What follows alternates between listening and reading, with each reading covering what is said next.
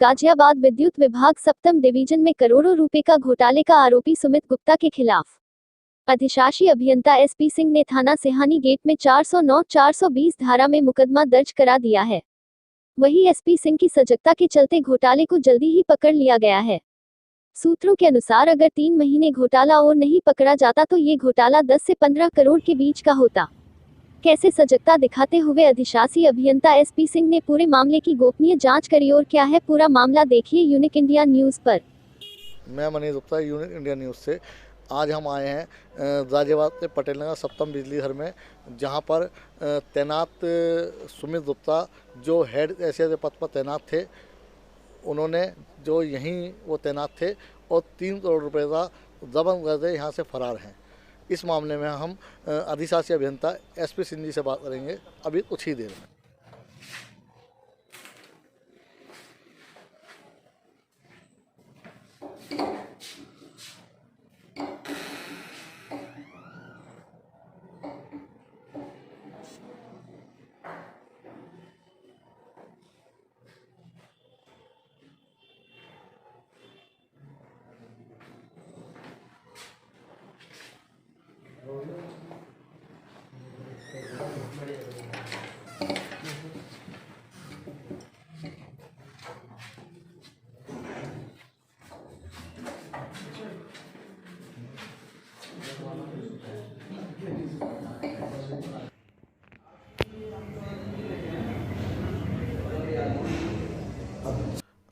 मैं Manish Gupta, unique India news से।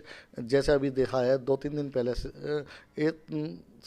पटेल नगर में सत्यम डिवीज़न में 3 करोड़ रुपए घोटाला जो चल रहा था, उस मामले में आज मेरे साथ अधिशासी अभियंता एसपी तपोर जी हैं।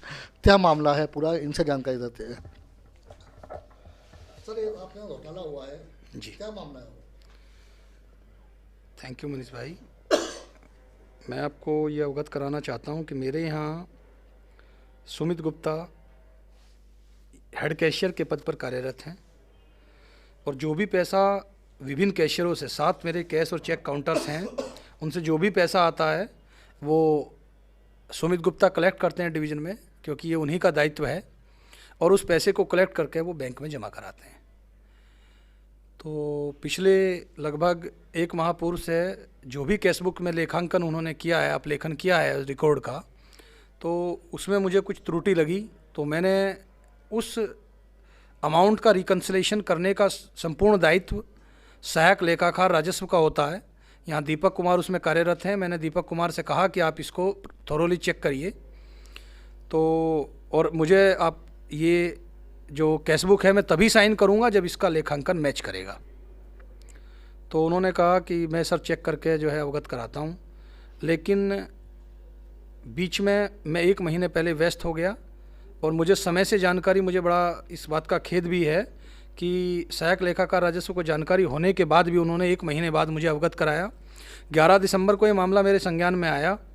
मैंने सहायक लेखाकार राजस्व, कुछ बाहर से जानकार लोग जो अकाउंट्स के जानकार हैं और हेड कैशियर को बैठाते हुए रिकन्सिलेशन कैश वाइज किया कि पर मंथ कितना कैश आ रहा है और कितना कैश बैंक में डिपॉजिट हो रहा है।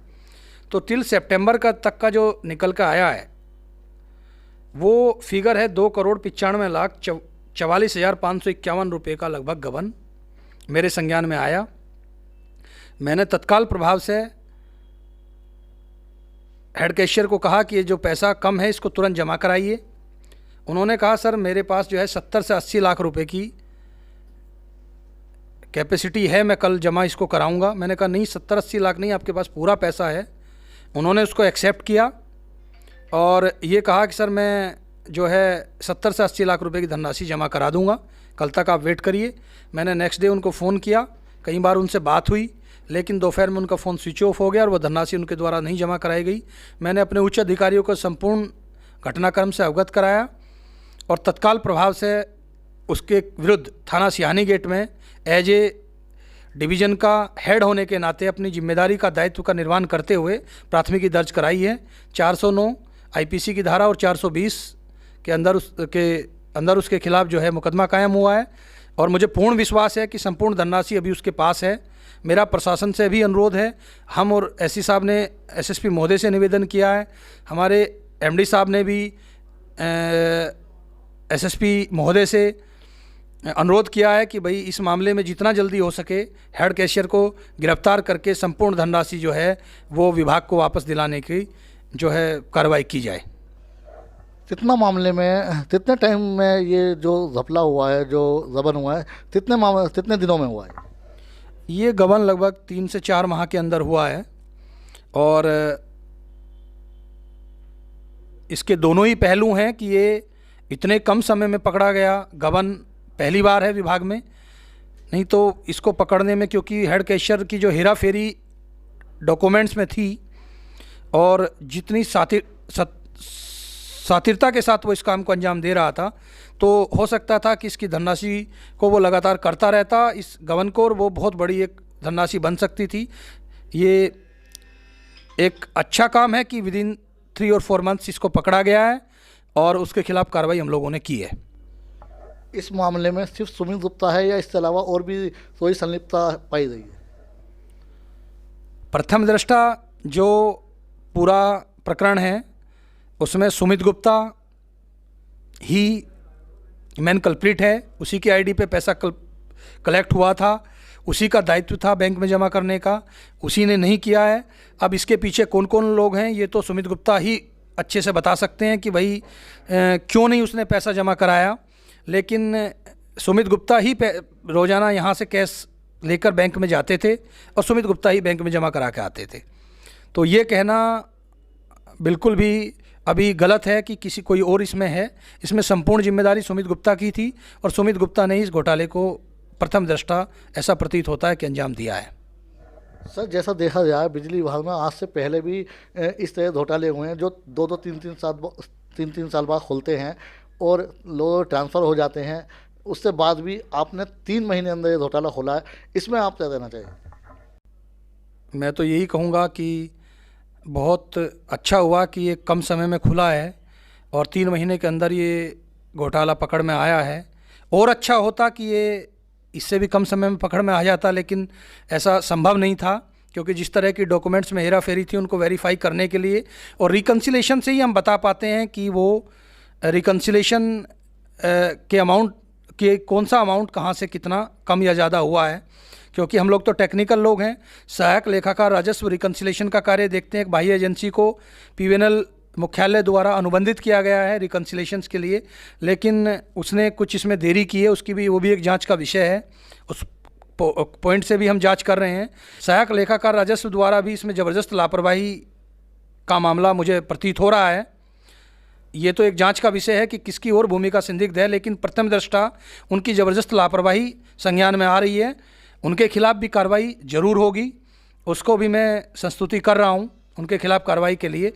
और भी जो कर्मचारी, विभागीय कर्मचारी, कोई बाहर का कर्मचारी या जो भी इसमें दोषी होगा, किसी को भी बख्शा नहीं जाएगा, ज़बरदस्त कार्रवाई होगी, ये मेरा आपको आश्वासन। सर, एक बात और, जैसा देखा गया है कि इसमें आपने 2 में लिखवाए हैं, तो कुछ अमाउंट बढ़ने की संभावना है या ये फिक्स अमाउंट रहेगा? हमने एफआईआर में भी ये दिया है कि रिकन्सिलेशन अभी सितंबर तक का प्राप्त हुआ है। आगे के रिकन्सिलेशन के लिए ऑडिट एजेंसी को बोल दिया गया है। अमाउंट कुछ घट बढ़ सकता है, घटेगा तो नहीं, बढ़ने की संभावना हो सकती है। तो ये तो आंकड़ों पे ही निर्भर करता है। रिकन्सिलेशन शीट होने के बाद ही हम पूरा बता पाएंगे कि इसमें अभी कोई बढ़ोतरी होगी या नहीं। ये थे मेरे साथ अधिशासी अभियंता एसपी सिंह जी, जिन्होंने बताया कि अभी जो घोटाला है वो 2,95,000 का है। आगे जो जांच होगी उसमें पता लगेगा कि कितने की रिकवरी हो पाएगी या नहीं, कितने जो है ये आगे बढ़ेंगे या नहीं। इसमें जो प्रथम दृष्टया से जो दोषी है वो सुमित गुप्ता है और जो सहायक लेखाकार हैं उनकी भूमिका भी जांच के विषय में है। जैसा भी होगा जांच करी जा रही है। मैं Manish Gupta, unique India news से।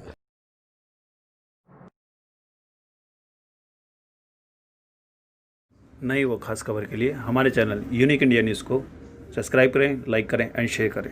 Thank you.